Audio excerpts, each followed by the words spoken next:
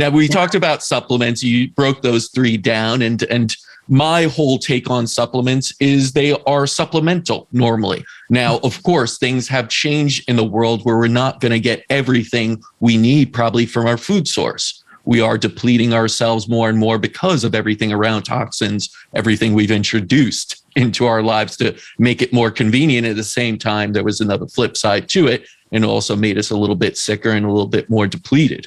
But I want to hear about what are your main, that number one that you're talking about, the necessary supplements. What are those in your mind?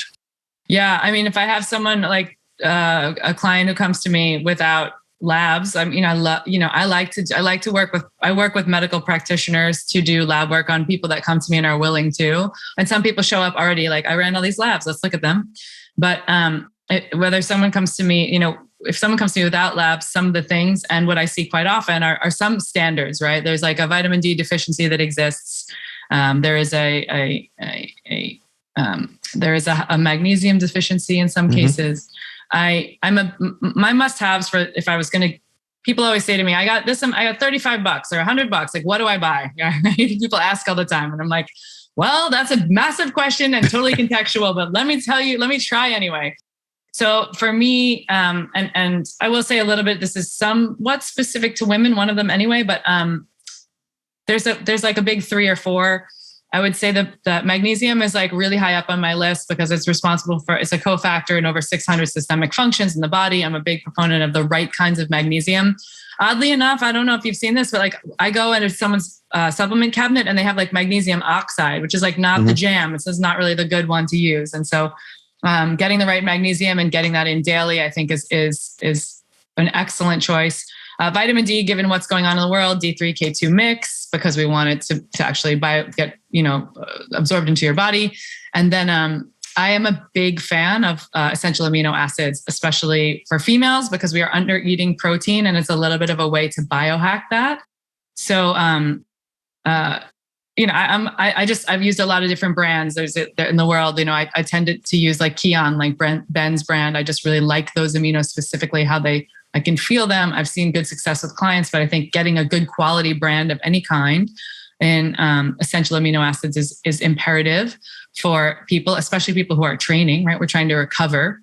And then the one other thing that I think is a slight bit more specific to women, because we tend to be more sensitive and more susceptible to anxiety and depression and things like that, is I'm always amazed that there's not more conversation around, it's getting better, but like about adaptogens. Specifically, the 2 most studied adaptogens tend to be rhodiola and ashwagandha. And the studies behind them in these like double-blind placebo trials with and against, put up against the antidepressants and anti-anxiety meds of all different kinds, they really do have some key success points, in some cases even like beating out those meds. And I'm not suggesting people go off their meds, okay? But they have not a lot of problems with contraindications. And rhodiola specifically, a lot of my females are on it right now. The world is in a really challenging place. People are stressed, people are depressed. And I think rhodiola is a very natural way, and the studies seem to show this, that it's a natural way to sort of regulate a little bit of that emotionality that's going on, give us a little bit more sort of space to feel like we're standing on our own 2 feet in a kind of confident way. And none of it feels like pharmaceutical, right? There's no edginess, there's no contraindications. Rhodiola is an adaptogenic flower. It's basically a dried flower. And so there's enough research on it that it's pretty banging. And ashwagandha, a lot of people are on as well. Yeah. And I think that those are just because they're studied so well, because they're available, because they're non-pharmaceutical and don't have a lot of contraindications, they seem generally safe for most people. So I love those. And I'm on rhodiola myself right now. I take a rhodiola, it keeps me a bit even. And the time I really notice it is when I'll run out and I'll be like 2 days and I won't have taken it, because it cycles through your body pretty quickly. So I'll be like, something's a little off. And if it's not my cycle, some sort of thing is going on with like my menstrual cycle, et cetera, then I'm like, oh, I'm out of rhodiola. I ordered it. It's not here yet. So you kind of feel it in a way, but it's not overwhelming in any way, shape, or form.